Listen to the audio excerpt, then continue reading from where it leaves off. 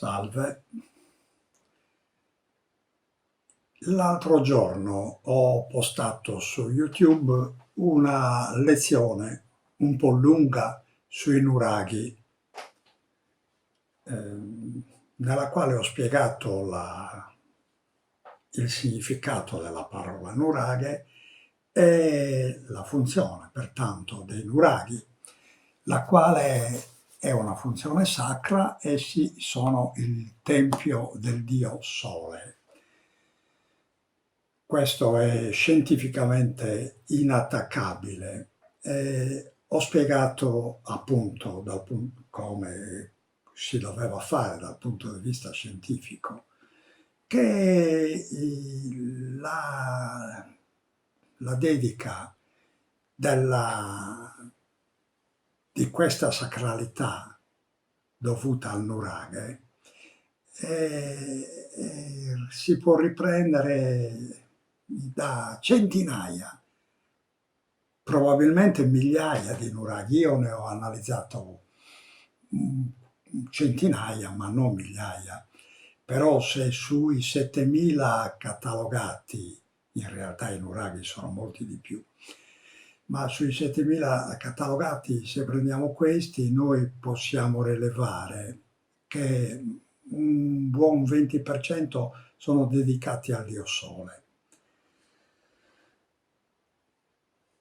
Però in questa lezione voglio specificare meglio la questione, perché, torno a dire, se interpretato bene il toponimo del luogo dove sta ogni singolo nuraghe, moltissimi toponimi danno proprio la prova lampante che il sito, il monumento in quanto tale, era dedicato proprio alla più alta entità dell'universo, cioè al dio Sole, perché la più alta entità dell'universo, il dio dell'universo, veniva rappresentato proprio icasticamente attraverso il Sole, che era la manifestazione più alta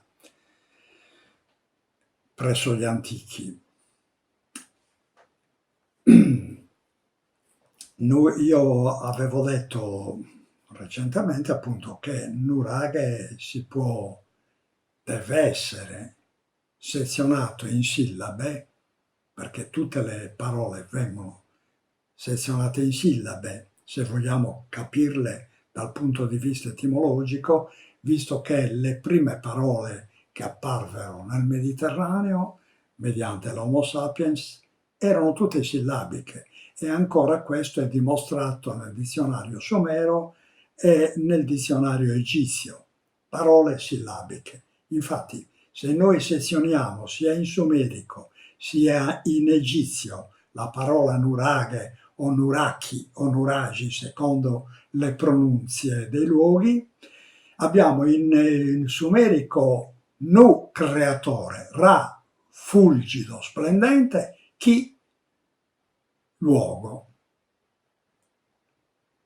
cioè nuraki, questa è la parola più arcaica che abbiamo in Sardegna, significa letteralmente luogo del creatore fulgido, splendente, perché era ed è il dio Sole. In egizio abbiamo Nuraki.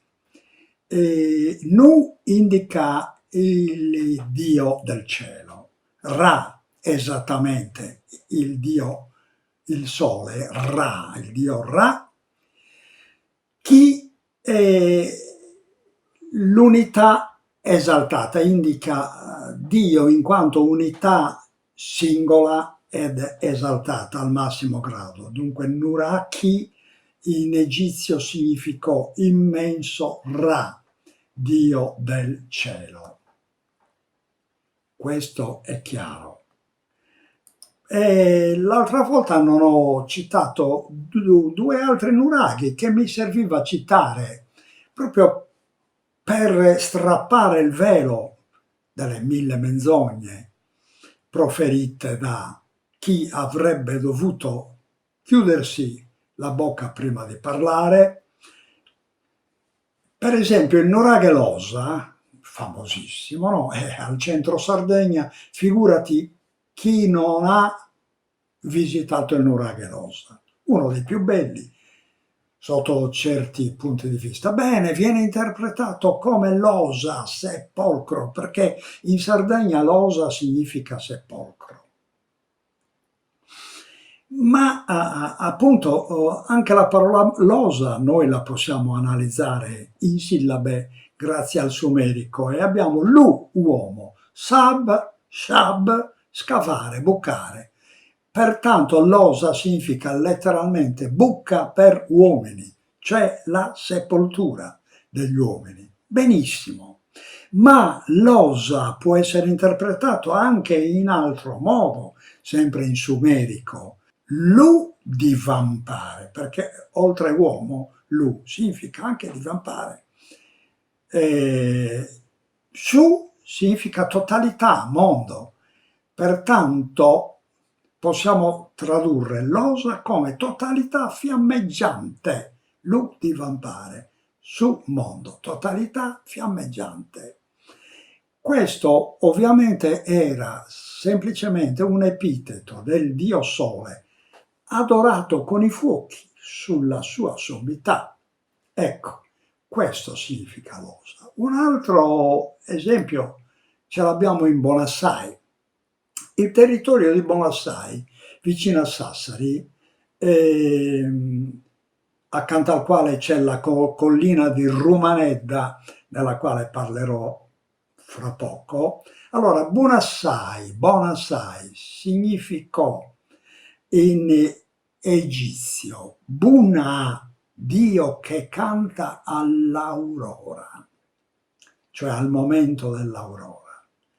Ash, offerta sacra del fuoco. Può anche significare, Ash significare sito, eccetera, eccetera. Noi interpretiamo Bunashai, Bunash, come sito del Dio che canta all'aurora. Pertanto è sempre dedicato al Dio sommo dell'universo. Ma siccome nel territorio di Bonassai c'è la collina, un'unica collina un po' allungata, chiamata Rumanedda, questa Rumanedda va interpretata. Ce l'abbiamo, l'interpretazione nell'ebraico, Romem, che significa elevato, potente, più accadico Ellu, sacro. Per cui Rumanedda significò altura sacra.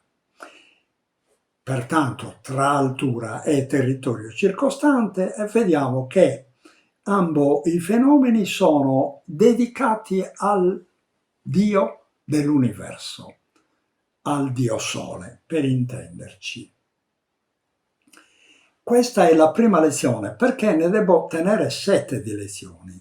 Seguiranno immediatamente le altre 6, in quanto in Sardegna noi non abbiamo solo il nuraghe come monumento, ma abbiamo anche altri 6 monumenti importantissimi, gli uni e gli altri, dei quali adesso parlerò.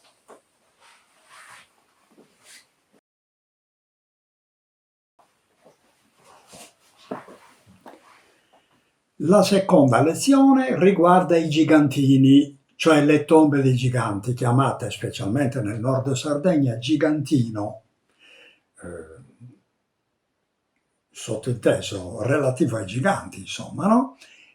Osservate in questa slide la forma tipica del gigantino. Questo è un disegno che riguarda la pluralità dei gigantini. Osservate bene, qua c'è quella che viene chiamata esedra, con questa stele centinata al centro, e questo piccolo foro è una porticina. L'uomo è alto mediamente 3/4 dell'esedra, secondo le esedre, più o meno 3/4 dell'esedra. Come vedete questa porticina è molto bassa, arriva al massimo alle ginocchia di un uomo, talché un uomo, se vuole entrare lì, deve strisciare. Osservate anche la forma esatta, la silhouette esatta di questa tomba dei giganti, la quale, vista, come dire, dall'altra parte, viene interpretata come testa del dio toro, testa del toro, insomma, una protome taurina.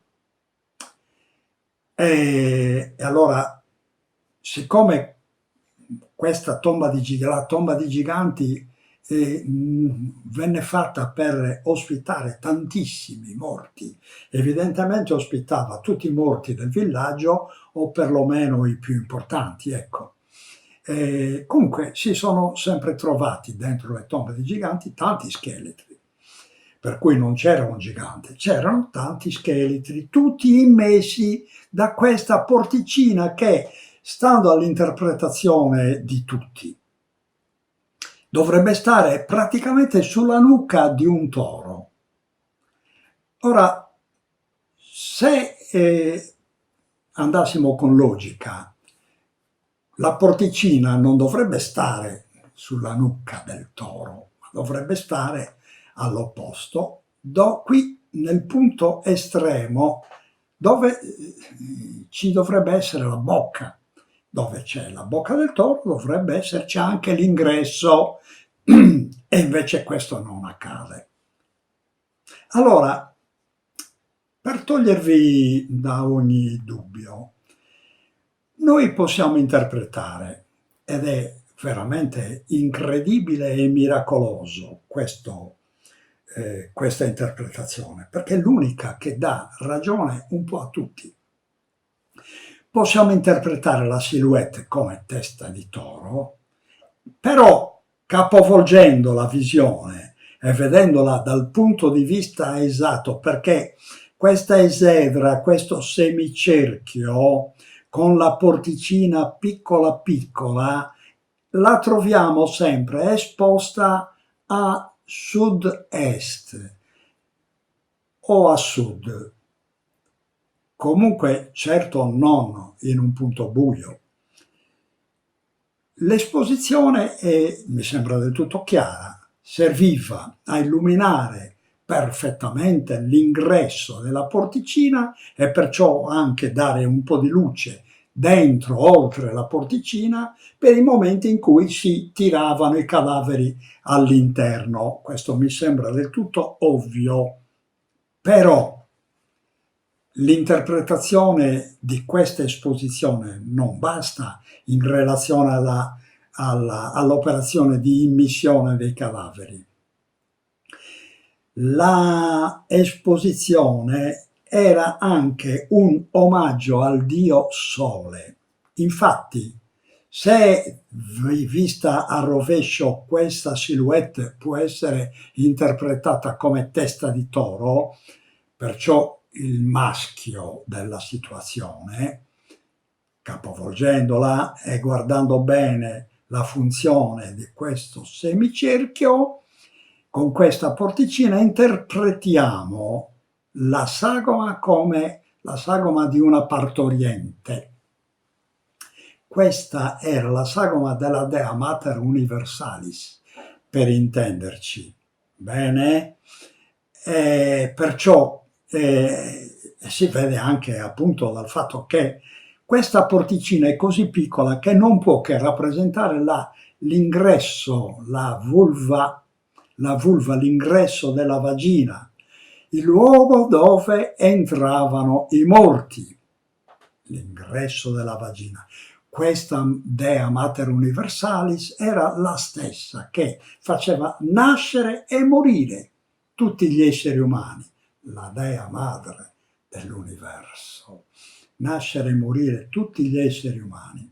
Da qui il bisogno di rappresentare la porta in modo veramente piccolo, come un ingresso di vagina, perché questo ingresso doveva esplicitare una credenza che esiste da quando esiste l'uomo. quella della metempsicosi. Bene,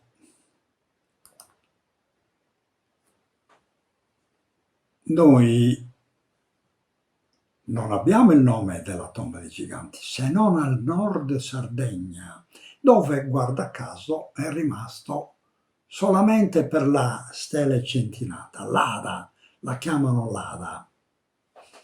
Però è chiaro che questo nome, l'Ada, un tempo era riferito, almeno nel nord Sardegna, all'intero monumento, il quale, in onore di quanto ho detto prima, la dea partoriente, può tradursi solamente con l'accadico Waladu, Aladu. Questa U può essere messa o tolta secondo il modo di scrivere degli accadici. Aladu, partorire. Da qui abbiamo anche il cognome Ladu, che era in origine evidentemente un nome di donna, un nome muliebre, chiamata Ladu, proprio Aladu, un tempo doveva essere Aladu, proprio in onore della dea Mater Universalis. Questa è la prova lampante del fatto che le tombe di giganti erano e furono tombe della metempsicosi, tombe della dea Mater Universalis, tombe che effigiavano la dea Mater nel momento di riprendersi i vivi e poi partorirli in un secondo tempo come nuovi nati. Abbiamo anche, questo è nel sud Sardegna, un'altra prova di come si chiamava la tomba dei giganti, perché tutti parlano della tomba dei giganti, così riferirò poi degli altri monumenti ai quali non viene mai dato un nome, e invece un nome ce l'avevano anticamente, e lo ritraviamo tramite cognomi, perché noi tramite cognomi riusciamo ad avere mille dimostrazioni e mille prove di come andassero veramente le cose nell'antichità.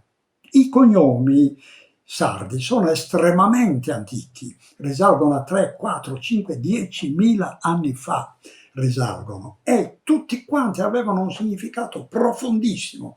Moltissimi erano nomi di donna, ma alcuni erano nomi di uomo. Questo è segno che vigeva il matriarcato allora. A Lecce, nel sud di Sardegna, ce l'abbiamo nell'accadico Alum, villaggio più Eccu, Alu più Eccu, un oggetto di culto. Che questo oggetto di culto fosse la tomba dei giganti e proprio si ricava dallo stesso accadico, perché talvolta in accadico le parole venivano capovolte, e infatti abbiamo in accadico Bit Ecu, la casa del culto, letteralmente, la casa del culto, però unificando le frasi, le due parole, Biteku significa sepolcro in accadico, ed è riferito alla tomba dei giganti, mi sembra del tutto ovvio. Biteku, letteralmente dimora del culto, tempio del culto. Perché? Perché tutti i paesani, un tempo, in quell'epoca, in giorni determinati, andavano lì all'apertura di quella vagina per loro importantissima per rendere onore ai loro morti. A Lecci questo significa, questo cognome.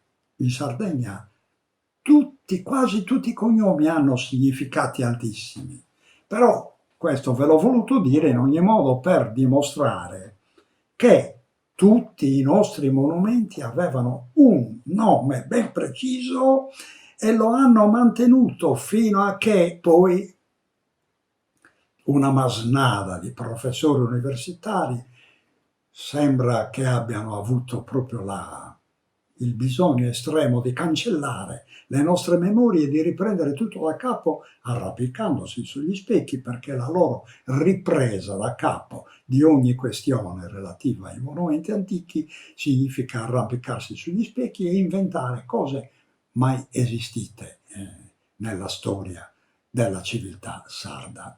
Questa è la seconda lezione.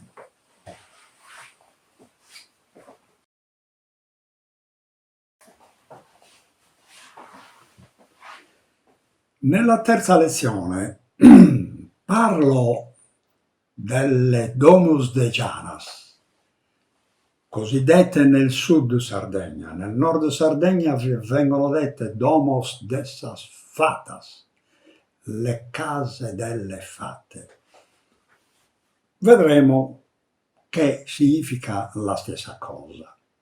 Appunto, la tradizione in tutta la Sardegna è che queste Domus de Janas un tempo erano abitate dalle fate, le quali tessevano con i loro telai d'oro, dei vestiti fiabeschi, eccetera, eccetera, e uscivano, specie la notte, ma non solo, insomma per dar fastidio agli uomini, ma non erano malvagie più di tanto. Queste sono un po' le leggende, ce ne sono tante sulle Janas.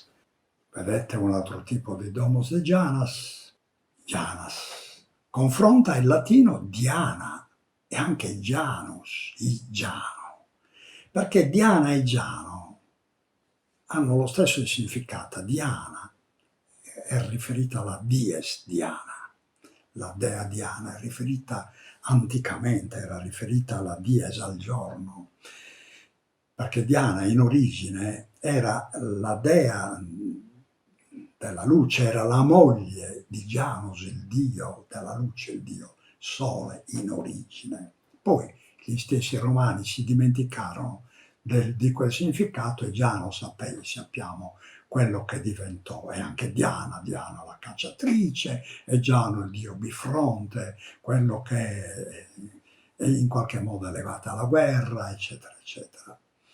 Invece vediamo che Janas e anche Diana deriva dal sumerico di splendere, brillare, an cielo. Dunque le Janas non erano altro che le stelle, che sono innumerevoli. Ecco perché venivano chiamate così, Janas, già anticamente. Le Dianas erano le stelle per antonomasia. Ed ora i nostri miti ce le riportano come verginelle piccolissime, insomma, o anche così piccole, che vengono a stuzzicare gli uomini. Talvolta addirittura li stuzzicano in modo tale che alcuni di loro si presentano in forma adulta e si sposano anche con gli uomini. Sappiamo poi come va a finire. L'Angius, Vittorio Angius, 200 anni fa, le chiamava Bajanas. Nei suoi libri c'è scritto Bajanas, che significa appunto verginelle. Poi io ho dato l'etimologia di Bajanas, viene da Baia,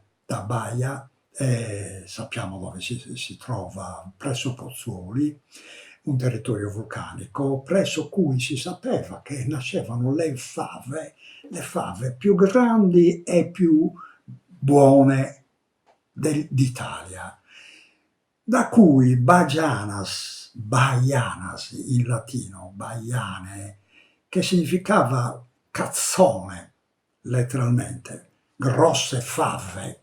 Già la fava in latino veniva indicata come un altro modo per indicare il membro virile. Le fate invece, la parola fata, mai nessuno è riuscito a trovare l'esatto significato, viene dall'accadico padu, che è un demone indulgente. E infatti sappiamo appunto che le fate In Sardegna, secondo il mito, erano dei demoni indulgenti verso l'uomo. E va bene fin qui, però dobbiamo trovare il significato esatto di queste Janas, di queste Bhajanas. E il significato, andandoci lentamente, passo dopo passo, lo ritroviamo intanto in Conca, nel nord Sardegna. Conca è una cavità, insomma, no? Nel nord Sardegna. E deriva dall'egizio cum, essere giovane, più ka. Ka è l'essenza divina, lo spirito, l'anima. Quindi kunka in origine, in lingua egizia, significò spirito giovane, riferito evidentemente alle fatas, alle janas, riferito a loro. In nuorese le case delle domus de janas le chiamano concheddas. Questo das è una, come dire, una modifica tipicamente sarda della L antica. Ce l'abbiamo nell'accadico. Ellu sacro, concellas anticamente erano esseri sacri, letteralmente, le concheddas, esseri sacri, cioè praticamente i buchi degli esseri sacri. Noi dal Medioevo in poi, con l'arrivo dei preti bizantini, invece sappiamo che moltissime, un'enorme quantità di domus de janas vennero chiamate domus es orco, la casa dell'orco. Perché sappiamo che ai tempi i preti bizantini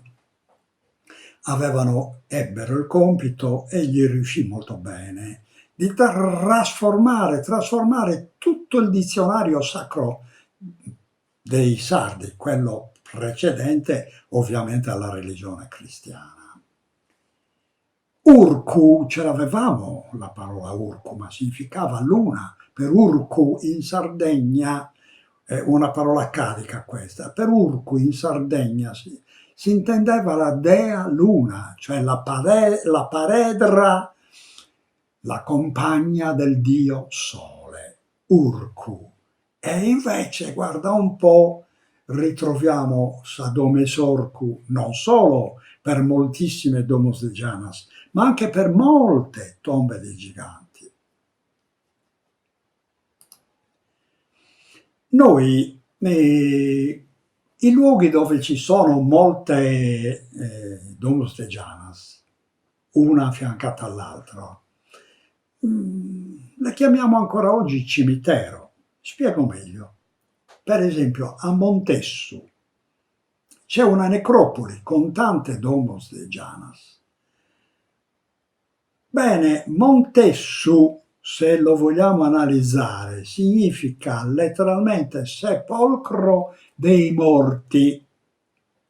Monte non è altro che un traviamento, una modifica paronomastica dell'antico ugaritico motu, che significa morte, più esh, ce l'abbiamo in sumerico, sepolcro.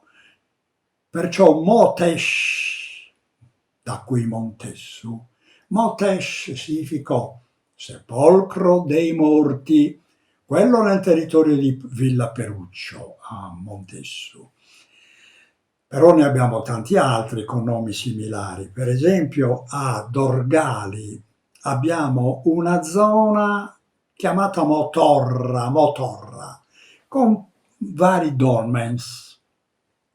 Anche qui da motu, morte, più accadico urru, uro, tetto di casa o di tempio, o sumerico ur, rinchiudere, protezione, per cui Motorra significava luogo dove si rinchiudevano, proteggevano i morti, Motu. Ad Orroli e a Gergii abbiamo proprio Sumotti, il luogo dove ci sono parecchi domus de Janas, parecchie domus de Janas, chiamato proprio così secondo la moda ugaritica, Sumotti, da ugaritico motu, morte, Sumotti, il luogo dei morti, letteralmente.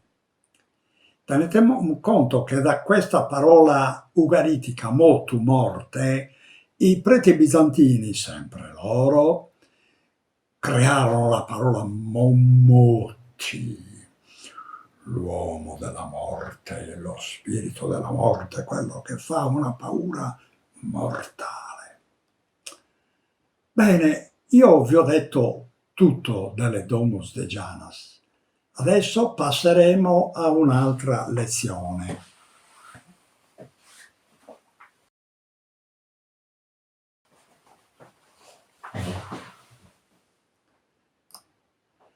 Questa lezione riguarda i pozzi sacri. Anche questi non hanno mai ricevuto il loro vero nome dell'antichità, in parte perché i preti bizantini ci giocarono parecchio per far sparire tutti questi nomi, ma anche perché le università, i vari glottologi che dovrebbero essere preposti a cercare le radici, le origini della nostra civiltà, esplicarle, farle parlare, non ci sono mai riusciti o non ne hanno avuto mai voglia. Guardate bene la struttura del pozzo sacro, no? La scala che scende dentro un pozzo dove si trova l'acqua. Il pozzo sacro veniva creato nei punti dove c'era un'acqua in genere miracolosa, erano acque bianche, acque miracolose, presso le quali i malati e i credenti andavano a curarsi. Questo è un altro pozzo sacro, è quello di Perfugas. Questo è perfetto, è stato facile proprio crearlo perché questo è fatto di calcare molle. È di una perfezione assoluta il pozzo Predio Canopolo. Questo è il celeberrimo pozzo sacro di Santa Cristina. Se osservate bene la sagoma interna, la sagoma che racchiude il muro, che racchiude il pozzo sacro, vediamo che ha forma di utero, non a caso, no? E ritorniamo anche alla tomba dei giganti.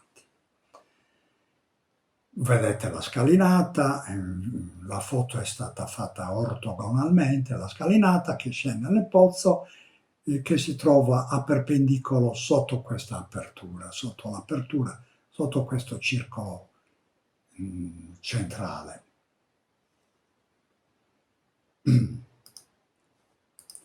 Questo è il pozzo sacro di Ballao. Purtroppo molte di queste pietre sono state asportate secondo quello che si vuole intendere come recupero archeologico dell'epoca moderna. Non bisogna più aggiungere niente, anche se tutto attorno i pezzi si trovano.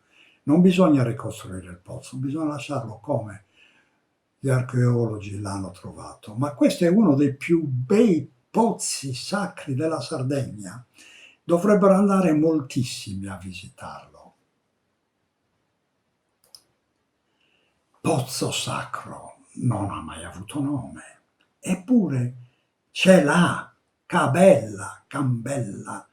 Sempre attraverso i cognomi noi riusciamo a capire i significati, perché questi cognomi, torno a dire, erano di estrema importanza, specialmente quando erano riferiti alle donne, Quando una donna veniva chiamata Cabella, che poi divenne Cambella per corruzione, cioè ci fu l'intromissione di questa M o N che è successa in quasi tutto il Mediterraneo.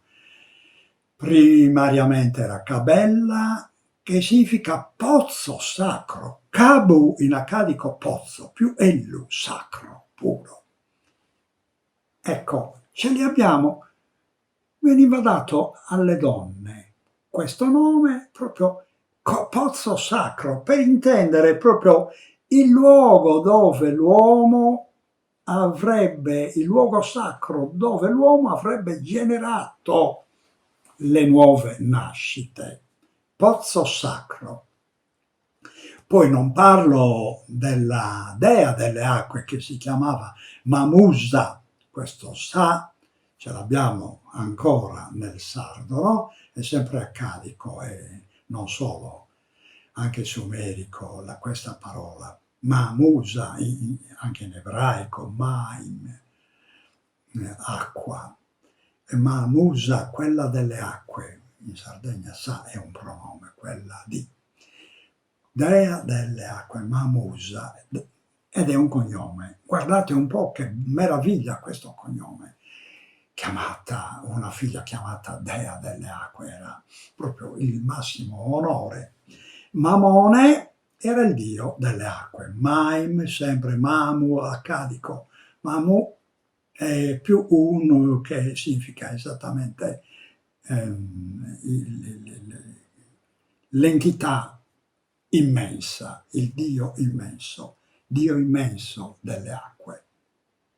La dea delle acque, secondo le zone, era chiamata anche Lucia, Lusia.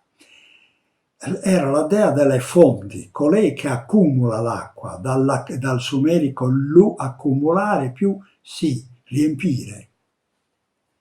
Perciò riempire, colei che riempie d'acqua, attira l'acqua. E qui abbiamo terminato la lezione sulle fonti, sui pozzi sacri.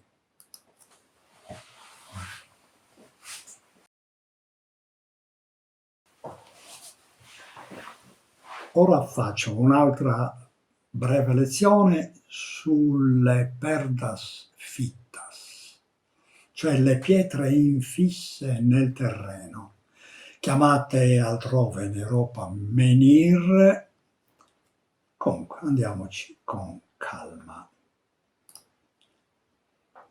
Quelli che avete visto nella diapositiva, nella slide, si trovano a Prano Mutteddu. Deriva dal babilonese mutellu, nobile, principesco, per cui Prano Mutteddu, piana dei principi, significa questo. Mentre invece i grandi saputoni che sanno trovare il pozzo delle scienze soltanto dentro la lingua sarda o nel latino, ben inteso, Mutteddu, Prano, Mutteddu, il piano del mirtetto. Bene, se voi andate nel territorio di Prano Mutteddu, non troverete un mirto a pagarlo a peso d'oro.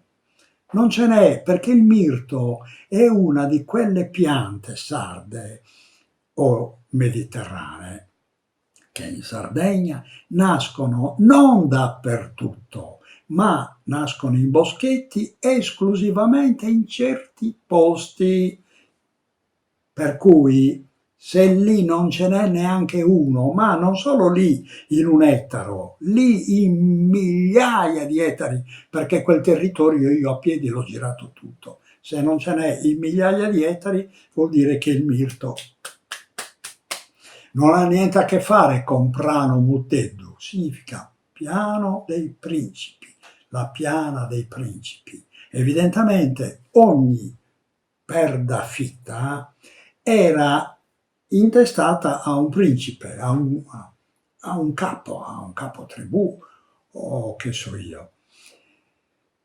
Tutto questo, fra l'altro, l'intestazione dei menhir ai grandi capi o cose del genere, lo troviamo anche in parecchi documenti della Mesopotamia. Perdafitta. Non si è mai trovato il nome dessas perdas fitas, eppure esiste. In sumerico si dice kudr, tagliare, in accadico kudurru, tagliato. Guardate bene nella slide, abbiamo la parola sarda scordoclare, slogare, spezzare, scordoclare, pertanto tagliare, anche questo significa. Dove abbiamo la radice di kudurru e sumerica di kudr, incordo, se ci badate bene. È stata un po' modificata nella pronunzia, ma scordoclare significa tagliare a pezzi, come kudurru, tagliato a pezzi. Perché veniva detto tagliato a pezzi? Perché il kudurru nella valle, nelle valli, nella valle della Mesopotamia, lungo la valle dell'Eufrate principalmente, non si trovano pietre. I kudurru venivano tutti quanti dalle parti alte, quelle che attualmente stanno in Siria, dove c'erano le montagne da cui si riusciva a scolpire il menhir, che poi veniva portato su barconi fino a Babilonia oppure le altre città sumeriche, eccetera. Noi in Sardegna, oltre che nel verbo scordoclare,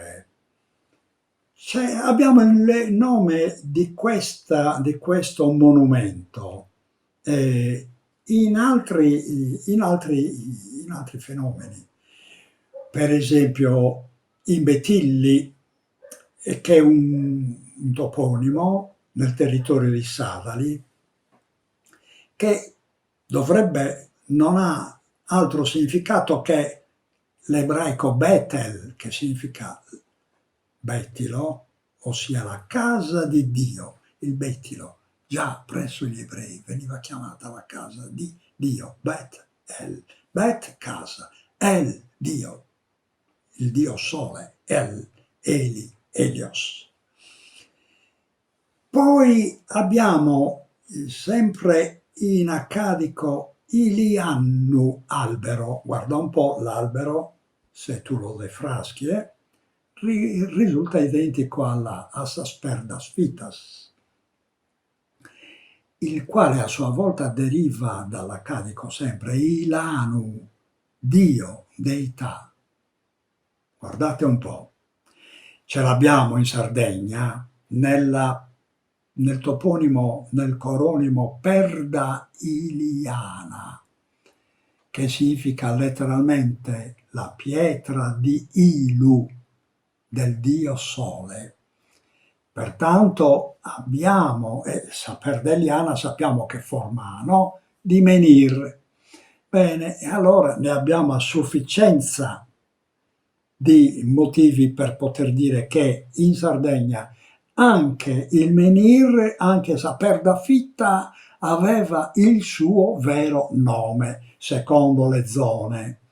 Poi abbiamo un sito particolare dove furono trovate le steli, sempre in menhir, le steli scolpite effigiate da una parte con certe caratteristiche umane, ecco, per intenderci. Anticamente quelle pietre venivano chiamate pietre preziose, infatti perda idocca, no? Significa pietra preziosa, dall'accadico illuccu, prezioso. Sappiamo che la L poi in sardo diventa D, perda idocca. Ma non basta, perché in Sardegna, le ho spiegato nei miei libri in tante occasioni, che noi avevamo in Sardegna decine di migliaia di menhir. Ora ne abbiamo pochi, i motivi sono semplici, detto fra di noi, che moltissimi menhir che furono scoperti in superficie erano praticamente tutti coricati in base all'editto, all'obbligo che i bizantini, vincendo contro i sardi, contro Ospitone, l'obbligo di abbatterli tutti. Sono tutti abbattuti. Poi col crescerci dell'erba, il soffiar del vento, si sono seppelliti naturalmente. Con la riforma agropastorale in Sardegna ne hanno rivenuto a migliaia, ma migliaia e migliaia, decine di migliaia, però subito li hanno ricoperti perché altrimenti la sovrintendenza avrebbe fatto fallire la riforma agropastorale in Sardegna, figuriamoci. Però aveva, secondo le zone, ricordiamo che in Sardegna c'erano vari dialetti, per cui secondo le zone la perdafitta aveva il suo nome caratteristico. Per esempio, sempre attraverso i cognomi noi riusciamo a trovare questi significati. Abbiamo il cognome Cossiga, molti italiani lo ricordano come un ex presidente della Repubblica. Cossiga, in accadico Cussigu, è stone, una pietra, o veniva chiamata una pietra. Però ce l'abbiamo in Cossigheddu, un altro cognome. Cossigheddu, eddu finale, sempre dall'accadico ellu, puro, prezioso, principalmente sacro. Pertanto Cossigheddu, Cussigo, Cossiga, sappiamo che significa pietra, per cui Cossigheddu, pietra sacra. Guarda un po' che bel cognome. E siccome il menhir, per ovvi motivi, rappresenta il fallo, il membro del membro maschile, allora è chiaro che Cossigheddu indica una pietra pura, cioè sacra. Non a caso già Giovanni Lilliu, meno di un secolo fa, ricordava nei suoi libri che lui aveva la nozione, la notizia ben precisa, documentata, di moltissime donne che, specialmente nel centro Sardegna, andavano presso i menhir per sfregare la loro natura muliebre al fine di ottenere figli, per impetrare da Dio la nascita dei figli. Cioè cercavano quasi come dire, un ingravidamento sacro nel fregare la vulva sul menhir. Pertanto da lì nacque appunto il cognome Cossigheddu, che era nome maschile, come Cossiga. Bene, anche Rana, guarda un po', questo Rana cognome sempre, ce lo ritroviamo in sardo e in italiano. Deriva dal sumerico Ra, puro, limpido, sacro, più Na, stele, pietra. Quindi Rana significò anche in Italia pietra sacra, pietra santa. Non a caso in Italia abbiamo alcune località chiamate Pietra Santa. Va bene? Pietra Santa. In Sardegna abbiamo di questo Rana, abbiamo quello che sembra un diminutivo, Ranedda, Ragnedda, sempre cognome, badate bene, che appunto, come già sappiamo da Ellu, significò Rana Pietrasanta, più Edda, proprio come dire, è un accrescitivo della sacralità. Pietra santa santa, 2 volte santa. Poi abbiamo il cognome Saccheddu. Sempre questo cognome è riferito ai menhir, dall'accadico Sakhu, un tipo di pietra, come Cossigano, un tipo di pietra, più Ellu puro, Sakhu più Ellu, Sacchellu, un tempo. Poi Saccheddu, pietra sacra. Guardate quanti cognomi: Cossiga, Cossigheddu, Rana, Ranedda, Ragnedda, Saccheddu, eccetera. Quanti cognomi rappresentano il nome della perdafitta, del quale oggi abbiamo perduto il significato, la chiamiamo genericamente perdafitta, cioè pietra infissa nel terreno. Bene, io ho terminato questa lezione.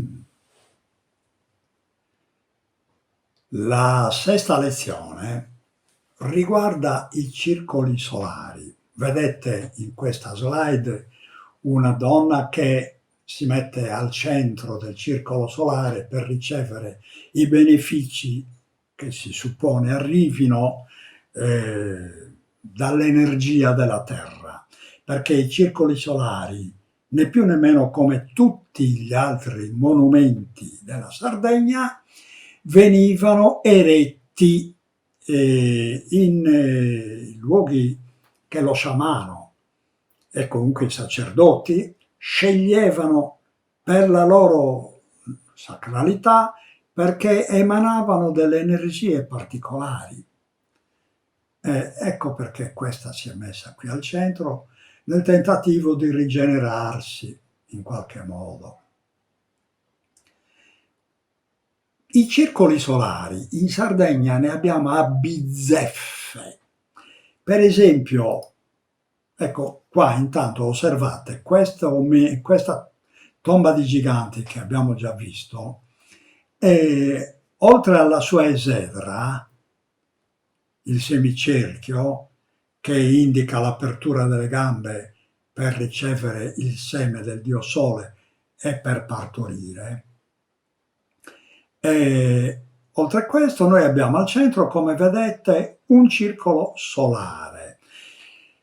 Ma di circoli solari, torno a dire, in Sardegna siamo pieni, dappertutto. Ce n'è per esempio uno sopra un circolo solare meraviglioso, sopra Fontanabona, cioè la caserma forestale di Fontanabona, a 1100 metri d'altezza nel valico che guarda verso Mamoiada. C'è un circolo solare meraviglioso, però poi ne posso citare a bizzeffe, però ecco, uno che mi ha impressionato si trova a Campodeu, nel supramonte di Orgosolo.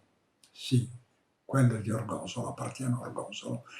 Campodeu, dove c'è un circolo solare dal diametro enorme. Però se voi andate a Prano-Muteddu, in territorio di Goni, troverete che è pieno di circoli solari, ce ne sono a decine. Badate bene, anche il circolo solare, noi lo chiamiamo così ora, no? Interpretando che appunto riguardasse il dio Sole. Certo, sono tutti dei cerchi, e non hanno nessun altro significato che rappresentare la circolarità del Sole, cioè la circolarità perfetta del Sole. La parola si è persa in Sardegna, perlomeno riferita ai circoli solari, che è un'invenzione moderna. Però un tempo ce l'avevano, i circoli solari, il loro nome ce l'avevano, e lo vediamo Per esempio a Sassari abbiamo la parola cecciu, che deriva dall'egizio Ka, esattamente scritto Q più A, questa A col puntino sopra che secondo le apofonie si può dire, secondo le zone, insomma, secondo i modi, secondo le zone, si trasforma in A, in E e in I. Noi lo usiamo in questo caso col significato di E, con la pronunzia E. C'è, che significa forma, maniera, stato, condizione, più hu, che ora in sassarese pronunziamo ciu, era uno dei 14 kau di Ra. Kau è plurale di Ka. Ka è l'essenza spirituale, no? Era l'essenza spirituale degli uomini, eccetera. Però anche il dio Sole aveva le sue essenze spirituali, ne aveva 14. Una di queste era la sua circolarità, il Ka di Ra, il cerchio, Cecciu. Però, per essere più chiari, vediamo anche sempre a Sassari, Ziru Ingiriu, che lo ritroviamo, guarda un po', in greco, gyros, giro, cerchio. E anche qua lo ritroviamo come base etimologica nell'egizio Hu, che era, come abbiamo visto, uno dei 14 kau di Ra, più Rui, viaggio. Allora, gyro da Hurui significò inizialmente forma circolare del viaggio di Ra. Ra che fa un viaggio circolare nell'universo intorno alla Terra e si ripresenta all'alba ogni mattina. Questo significa gyros in greco, ziru in sardo e hurui in egiziano. Non basta. E ritorniamo ai cognomi, perché soltanto i cognomi hanno mantenuto per migliaia, per decine di migliaia d'anni, l'arcaico significato originario, che in questo caso veniva dato come nome personale a una donna. Veniva chiamata Zirone o Girone, guardate bene, che attualmente potrebbe sembrare in italiano girone, grande giro. Guarda caso, i famosi gironi dell'inferno, e non solo, descritti da Dante nella Divina Commedia. I grandi giri, gironi. Bene, ce l'abbiamo questo zirone o girone, nel sassarese ziru ingiriu, nel sardo gyros, e poi lo ritroviamo scomposto sempre in sillabe nell'egizio Hu, uno dei 14 kau di Ra, Rui, viaggio, Hurui Nu, il dio del cielo, the sky god. Quindi Hurui Nu, da cui girone, zirone, significò in origine Ka, cioè l'essenza spirituale del viaggio di Ra, o cerchio perfetto di Ra, Zirone. Badate bene che nel mio libro della flora ho spiegato che parecchi nomi di flora, a iniziare da parecchi nomi di uve, di vitigni, avevano tutti nomi sacri, riferiti alla sacralità del Dio dell'universo o della sua paredra, della Madonna. E infatti non a caso girone, zirone, nel nord Sardegna si intende quell'uva, quel vitigno che nel sud Sardegna viene chiamato alla catalana girò, che significa appunto questo, cerchio perfetto di Ra. Guardate quant'era prezioso questo nome per essere dato anche a un vitigno, a un'uva. Infatti non a caso il vino Girò è uno dei migliori della Sardegna, chiamato appunto nel nord Zirone. Fanno il vino chiamato Zirone. Io ho terminato la mia sesta lezione.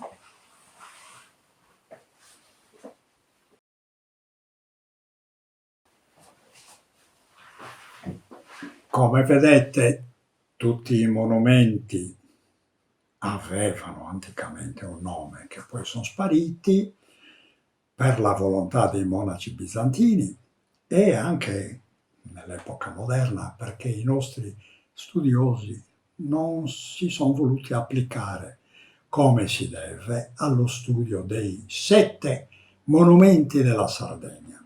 Il settimo monumento è lo Zikkurat. Mi riferisco a quello di Monte d'Accoldi. Sì, devo dire la verità, anch'io penso che quello di Monte d'Accoldi fosse un primitivo Zikkurat e lo vedremo dalle prove linguistiche che ora darò. Non si spiega diversamente. Era probabilmente più antico degli Zikkurat della Mesopotamia, ma questo lo lasciamo dire agli archeologi, quali sono in forte dubbio sulla questione.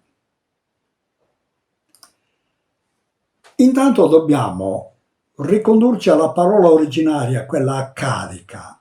Loro dicevano Zikkurratu, però come dicevo, come ho detto in un'altra di queste lezioni, Zikkurratu, siccome in accadico le parole erano già tutte agglutinate, bisogna per capire disagglutinare in sillabe, nelle sillabe sumeriche per intenderci, questa parola Zikkurratu e ce l'abbiamo nel sumerico Zi, soffio vitale, Kur, montagna, altura, Ra, puro, Tu, incantesimo o cerimonia sacra.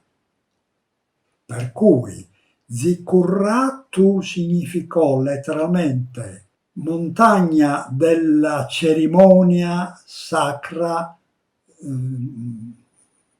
riferita al soffio vitale, insomma, no? È un po' difficile anche renderlo, si può rendere in vari modi. Soffio vitale della montagna pura dove si producono gli incantesimi, cioè le cerimonie, quelle che ora chiamiamo le messe, e cosa del genere. Ognuno lo veda a suo modo, però il significato di Zikkurratu è questo che io ho dato, Zikkurratu.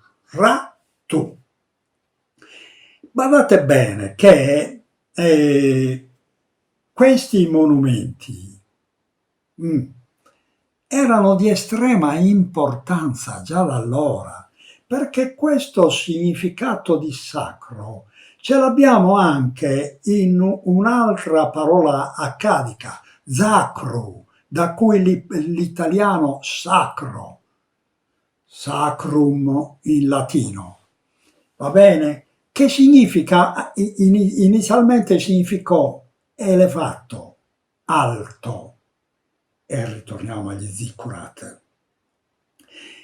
Sappiamo che tutte le alture, su moltissime alture, su tutte le alture dove si poteva, gli antichi e anche gli ebrei elevavano qualche stele, qualche cosa, qualche monumento sacro, perché le alture erano tutte quante sacre per antonomasia. Per cui la parola sacro, italiana sacro, deriva dall'accadico sacru, alto, elevato, punto e basta. Però badate bene, la parola, questo significato zikkurratu, sacro, eccetera, era così importante da aver dato anche il nome allo zucchero, che in sassarese viene chiamato zuccaru, nel campidanese meridionale zucru. Guarda caso, sacro, zucchero. Abbiamo l'apofonia da A a U, ma è la stessa cosa. Cioè questo dolce estremo, che in origine era tipico del miele, che già l'uomo paleozoico ovviamente conosceva, questo valore di somma dolcezza veniva considerato già da allora sacro, perciò lo zucchero è un elemento sacro per antonomasia, anche se sappiamo che oggi fa più male che bene. E non basta. Ci fermiamo sempre a ziccurrattu, alla coso, agli ziccurati, insomma, perché noi abbiamo quel nome lì, anche in Sardegna, nel cognome, guarda un po', sempre nei cognomi, nel cognome Zucca e nel cognome Zuccareddu e anche nel cognome Zoccheddu. Bene, tutti e tre sono riferiti alla sacralità dello ziccurat. Zucca è una semplificazione, dall'egizio thu, portare in alto, sollevare, più ka, sostanza spirituale, lo sappiamo già. Perciò altura della sostanza spirituale, cioè altura dove sosta Dio, il Dio dell'universo. Questo significa zucca, ed è facile capirlo pure perché una madre non poteva dare il nome zucca a propria figlia o al proprio figlio, il nome di un ortaggio. Non aveva nessun senso. Nessun senso. È chiaro che se dava quel nome estremamente bello, lo doveva dare perché zucca aveva un valore spirituale altissimo. Zuccareddu, oltre questo zucca che abbiamo già visto, ha l'accadico ellu, sempre sacro, e significa anche alto. Pertanto Zuccarellu in antichità, Zuccarellu, significò colei che, sottinteso, eleva alla sacralità, Zuccarellu. Questo era un nome muliebre, favoloso.